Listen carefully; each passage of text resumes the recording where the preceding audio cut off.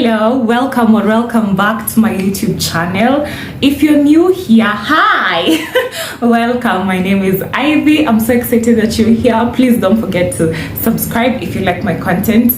If you are a returning subscriber, thank you so much for coming back. Today I just thought we should talk about something I feel like most of us have been through at one point or the other, and that is how to heal from a heartbreak, how to let go of that pain and not make it you for the rest of your life. Don't ever change for anybody. Don't ever trade your soul. Don't even listen to him.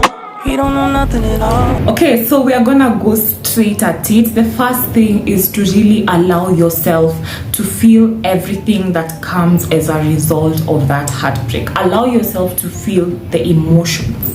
Allow yourself to experience the spectrum of emotions that is going on inside you. Realize that emotion is energy in motion. So it's energy that is going on within you. That's all it really is. That's why you're feeling it. So just allow yourself to cry. If you need to hit something, do it. Allow yourself to really just experience whatever is going on there.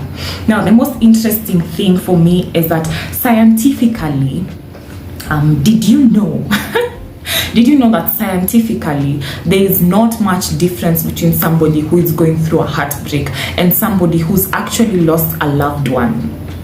Yeah, it's the same thing. You're mourning the loss of this person. You're mourning them leaving your life. You're mourning the narrative you had of what kind of future you could have, of things that you would do maybe with this person. It's a grieving process. So just allow yourself to sit with your emotions and realize that your emotions are not a part of you, which takes me to my next point, which is detach your identity from your emotions.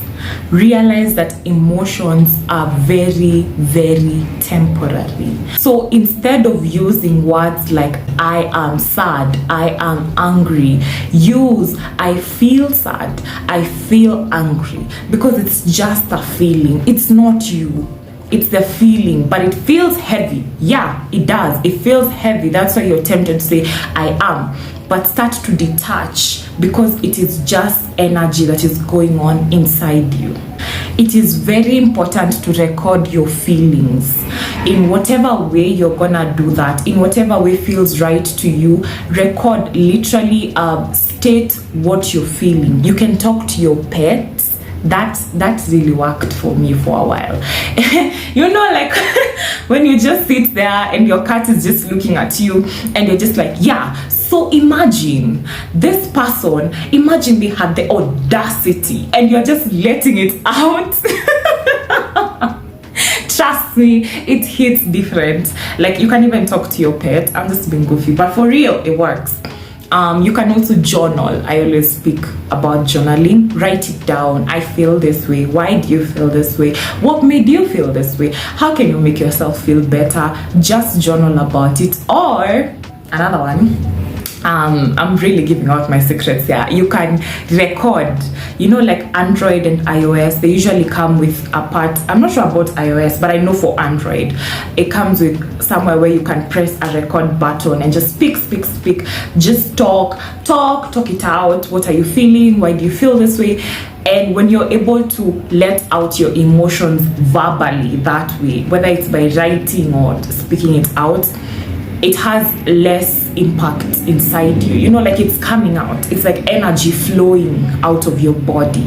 The next important thing is to cut contact with this person who has caused you to be here, who has caused you to be watching this video, obviously. That person who's caused you so much pain, it's important to stay away from this person. Distance, time makes the heart grow fonder. Out of sight, out of mind, just stay away from this person. You don't have to see them every day, especially if they fucked you over and then they moved on. You don't need to know that. Honey, I'm gonna shout this one at the top of my voice. Stop going to stalk them on social media. Oh, stop it, honey. Yeah, I see you. You know, it's almost inevitable that you're gonna wanna see where they are at, what are they doing, what have they posted, but at the end of the day, receiving that energy is really gonna interfere with your healing process, and you don't want that, right? Delete their contact, everything from your phone, delete all the conversations, delete, like just do your best to stay away from this person. I know this out of personal experience, because like sometimes you delete this person's number, but then you can still remember it offhand. It's okay, it happens. Just do your best to make sure you stay away from this person, so that you're able to go inward without much distraction and without arising that bitterness all over again. Because the more you keep seeing them, the more things replay in your head. It's a whole mess. Stay away from this person as much as possible. But there's a caveat to that. Why I'm saying this is because I don't want to sit here and assume that every single person who's going through a heartbreak is from a loved one or a romantic relationship or a boyfriend or a girlfriend or a wife or a husband. Sometimes people who participate in hurting us emotionally, sometimes it can be family. Sometimes it's your dad, sometimes it's your mom, sometimes it's your sisters, sometimes it's your cousins, sometimes it's your uncle, sometimes it's your aunties.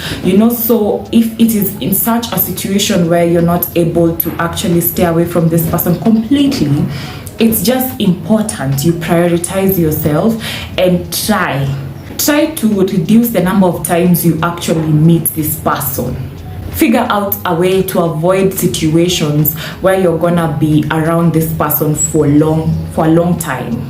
The reality is that I talked about this in another video where I mentioned that your inner world reflects your outer world. So most times these people who end up hurting us, what tends to happen is inside themselves, they're not okay. There's a lot of emotional pain going on there. And so it tends to be reflected onto us. So this is something that has happened to me before, where you hold on to a narrative of who you expect this person to be to you, of how you expect them to show you love and care and affection, right? And then what tends to happen is, because of that over expectation of who you want them to be, they tend to under-deliver. So when that happens, that's what causes even more emotional pain to you. So that's why I'm preaching this right now. It's important to let go of that narrative you hold in your mind of who this person should be, of what they can do better. Let it be. Just focus on yourself and your own healing, and be able to really unmask this person and see them for who they really are. Look at them as a flawed human being. Look at them as someone who may be holding a lot of childhood trauma from their past, maybe a lot of trauma from depressive episodes they've had in their lives. Look at them as a flawed human being and be able to realize that they are just not in the capacity to show you love and affection the way you want to be shown love and affection. It's not within their bandwidth. When you get to that level, that tends to yield to forgiveness now, because you're able to see them for who they really are and you empathize with them. That doesn't mean that it invalidates your own pain, right? You empathize with them and you're like, oh, okay, it's not about me at the end of the day. They're just not okay in their own inner world, so it tends to reflect on me. That gets you to that place of forgiveness now. And forgiveness is really calling upon source energy, God, the divine, whatever you choose to call it. It's calling upon that power in your heart and asking, really praying, please help me forgive this person. Forgiveness is always, it's a journey. It's not a destination. It's a journey. So once you embark on it, it gets easier and easier and easier as you go on forward. First of all, let's all let go of this narrative of forgive and forget, because you can never forget. It will always be imprinted within you that this specific experience happened. There's a book I would highly recommend if you're struggling to forgive right now. It's called Forgiving What You Can't Forget by, I can't even pronounce that name, honey. So I'm gonna put it on the screen somewhere. Please go check that out. Also, This Is How You Heal by Brianna Wiest. I love that book. Brianna is such a good writer. Please go check it out also. Those are books that would really help you forgive. Now, the other important part of the puzzle is being able to take ownership of your own mistake. When you sit there and you're like, what could I have actually done that may have prevented this from happening? Because those are almost like natural automatic thoughts you're gonna get. What could I have done to prevent myself from being here at this moment? It shouldn't come from a place of self-blame. It should come from a place of taking ownership of your own mistakes and being able to forgive yourself for making that mistake. For example, when I think about the heartbreak I had, what could I have done better? I would have communicated my boundaries better. That would have helped a whole lot, you know? But it's like, did I do that? No. Am I gonna sit here and blame myself? No. If anything, I'm gonna hold my heart and say it, Ivy, I forgive me for allowing me to be in this specific situation. Heartbreak is very painful.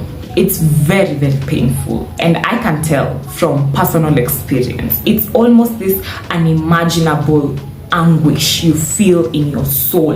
And you know, sometimes it's so painful, you feel it physically, like you can feel it in your chest. You can feel your chest, you know. It's a very horrible experience, but I think the one thing I learned from my heartbreak is it's a passing cloud. It will end.